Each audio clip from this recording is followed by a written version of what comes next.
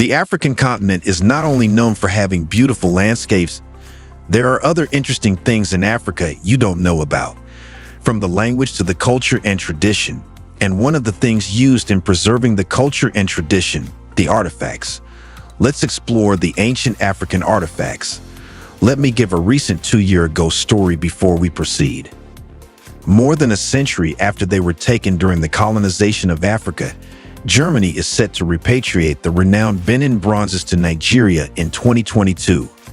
They are an assortment of plaques, sculptures, and decorations that originate from the West African Kingdom of Benin, present-day Nigeria, and are mostly composed of brass and bronze. They date back about 500 years. For the ancestor altars of former monarchs and queen mothers, several components were cast. More than 1,000 of these unique artifacts were taken from Benin by British soldiers in the late 1800s. After that, they were put up for sale and dispersed to museums and private collectors all around the world. The worldwide community's mounting clamor for these culturally valuable treasures to be repatriated to their native country has recently spurred intense discussion concerning the proper handling of plundered artifacts. While some contend that the artifacts act as cultural ambassadors when they are shown abroad, others contend that they have no legitimate place elsewhere. A number of museums have joined the Benin Dialogue Group in relation to the Benin bronzes, as have officials from Nigeria. In order to enable long-term exhibitions of items from the Kingdom of Benin, the organization plans to construct new museums in Benin City, such as the soon-to-open Edo Museum of West African Art. The Benin bronzes are only one of the numerous artifacts that showcase Africa's rich cultural legacy. Let's examine some of the most well-known artifacts in archaeology from African antiquity in light of this. Here are some of the ancient African artifacts. The Rosetta Stone. No one could decipher Egyptian hieroglyphs prior to the discovery of the Rosetta Stone. The stone, which was found in Egypt in 1799 by Napoleon's soldiers, was discovered in 196 BC. 3 distinct characters of an old priesthood edict are engraved on a 1-meter-tall black basalt stone. For the first time, researchers were able to decode and comprehend Egyptian hieroglyphs because of the multilingual inscriptions. The British Museum in London, where the Rosetta Stone is currently housed, calls its historical significance immense. The Tomb of Tutankhamun. The King Tut tomb was found in 1922 by a group of researchers headed by British Egyptologist Howard Carter. It dates back around 3,300 years to Egypt's New Kingdom. It was the most complete royal tomb in Egypt's Valley of the Kings, while being the tiniest, with hundreds of ancient Egyptian artifacts within, such as an intricate funerary mask and an iron knife fashioned from a meteorite. The tomb showcased to the world the immense wealth that the pharaohs of ancient Egypt carried to the afterlife. Perhaps almost as significant as this support for archaeological research has been the tomb's cultural significance. Archaeologist Frank L. Holt notes in Archaeology that newspapers were already reporting their influence on Fifth Avenue fashions, as well as a brisk trade in fake tomb artifacts, just a few months after the discovery of King Tut's riches. And this was only the start of a century-long pop cultural frenzy that tended more toward exploitation than appreciation. Examples include the many Art Deco theaters decorated with sphinxes and papyrus columns, as well as King Tut's repeated position as a 1960s Batman TV villain. It is quite interesting how these artifacts are preserved over the years. Old Doan choppers. Homo habilis, the ancestors of modern humans, created the old Doan chopper tools between 2.5 and 1.2 million years ago for chopping, cutting, and scraping. Initially found in Tanzania's Olduvai Gorge in the 1930s, the prehistoric artifacts are regarded as some of the world's oldest stone tools. They contributed to the body of evidence proving that the first humans developed in Africa, together with several other discoveries made at Olduvai Gorge. The brass head of Ife. The brass head is one of 18 sculptures made of copper alloy that were discovered in 1938 at Ife, Nigeria, and challenged Western ideas of African art.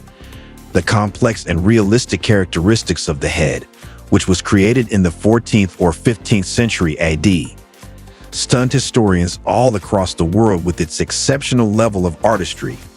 It is one of the most distinctive pieces of African art. The amazing brass casting, which is said to depict an Uni, lord or monarch, of the West African kingdom of Ife, is regarded as one of the pinnacles of African art and culture. Bangwa Queen. In addition to being among the most well-known works of African art in the world, the Bangwa Queen is extremely holy to Cameroon, the nation from whence it originated, a tangible representation of the strength and well-being of the Bangwa people, who are native to the western region of Cameroon, is the 81 centimeters tall wooden sculpture of a lady. Once taken by the German colonists in 1899, it brought $3.4 million at auction. At the moment, the Dapper Foundation is looking after it in Paris. The Bangwa people have a strong familiarity with the Queen memorial sculpture. Her wide lips, ornamented neck collar, and towering, curled head crest make her easily identifiable. In each hand, she carries two tools or devices. The standing position with the knees bowed is characteristic of Bangwa sculpture. The carving surface has many layers of color and feels crumbly and crusty, known as the Bangwa Queen. One of these sculptures has the esteemed title of Juendum, which means woman of God. She is a priestess of the ground. Mothers of twins and royal brides of the Four are shown in Juendum, meaning woman of God, also called Ningwendum or Ani, maternity figures, which are thought to be a subtype of Lefim ancestor figures. Bangwa ladies are highly respected, especially the Bangwa Queen. Through childbearing, they are accountable for the kingdom's ultimate strength and its continuous development and extension. Golden Rhino of Mapungabwe. The golden rhino is a tiny artifact that was made in the medieval kingdom of Mapungabwe, which is located in modern-day South Africa and borders Botswana and Zimbabwe. It is carved from wood and plated in thin sheets of gold. The 800-year-old statue, which fits comfortably in the palm of your hand and was found in 1932, is kept in a museum in Pretoria. It is regarded as one of South Africa's most important artifacts and a key reminder of the nation's pre-colonial civilization. The golden foil rhino, dubbed as Southern Africa's version of Tutankhamun's mask, may be seen abroad for the first time in late 2016 during a South African art exhibition at the British Museum. Considering that a plan to exhibit the rhino in Paris in 2001 was previously turned down by the South African authorities. The rhino, which is presently on exhibit in a little-known gallery at the University of Pretoria, which houses around 9 kilograms of gold artifacts from the Mapungabwe, would make a stunning premiere on the international scene. The South African government has not yet stated whether the item would be a star display at the London Fair, despite the fact that its omission in an exhibition on the subject would be regrettable. Zimbabwe birds. Zimbabwe's national emblem is an eagle sculpture made of stone that is used on the flag, coins, and coat of arms of the nation. Soapstone bird sculptures from the medieval city of Great Zimbabwe are the source of the symbology. 8 bird sculptures were taken from the city's ruins and dispersed around Europe. It is thought that the statues were originally seated on walls and monoliths in the city between the 11th and 14th centuries AD. Now, almost all of the monuments that hold cultural significance have been restored to Zimbabwe. Nok terracottas. The oldest sculptures found south of the Sahara are from the Nok civilization, a people who flourished in what is now modern-day Nigeria for 2 millennia, from 1500 BC to 500 AD. The Nok people, who lived in the early Iron Age, are well known for their terracotta sculptures, which have frequently been found in pieces as a result of erosion. Usually, a man or woman's head is shown in the terracottas, with great attention to detail in their hair. Archaeologist Bernard Fagg was visiting Nigeria in 1943 when a visitor pointed out some unusual-looking artifacts. Fagg and his colleagues later discovered the items belonged to an as-yet unknown society known as the Nok. The majority of these items are clay sculptures of animals, humans, and heads. The oval or triangular eyes on human faces are one of the distinguishing features of Nok sculptures. Human characters frequently have ornate hairstyles as well.